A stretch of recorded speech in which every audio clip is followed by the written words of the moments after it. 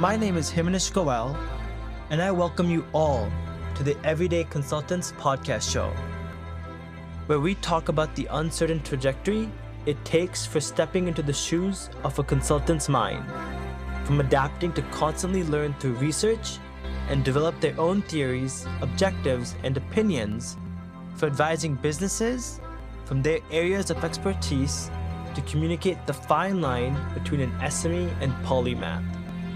Thanks for taking the time to join me, and let's tune into today's episode of learning more about how reliving past moments by learning from them as lessons are essential for any type of consultant.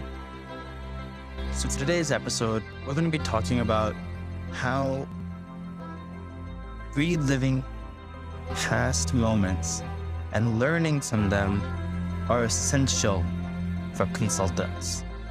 You know, when you go through an experience on a project where things have either gone good or bad, you tend to want to figure out that what you're going to take away from this lesson.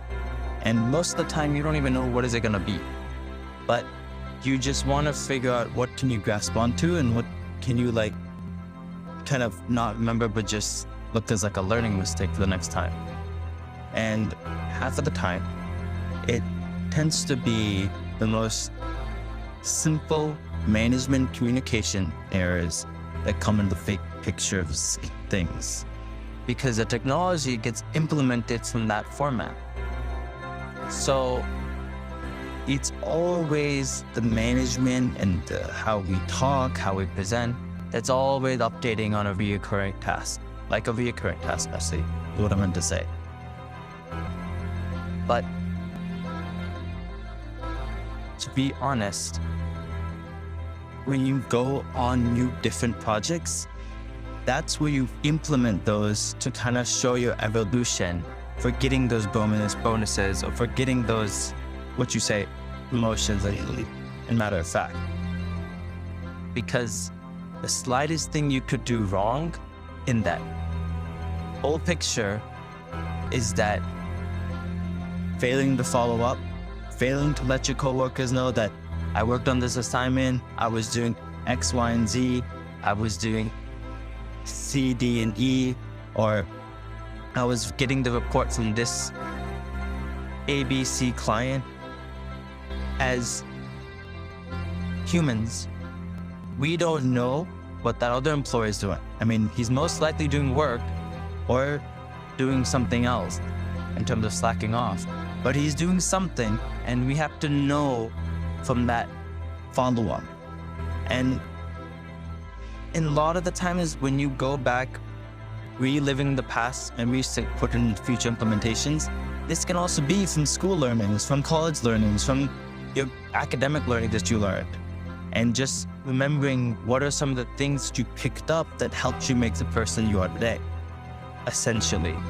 And there is no right or wrong answer for this, whether or not we or me or anyone likes it, because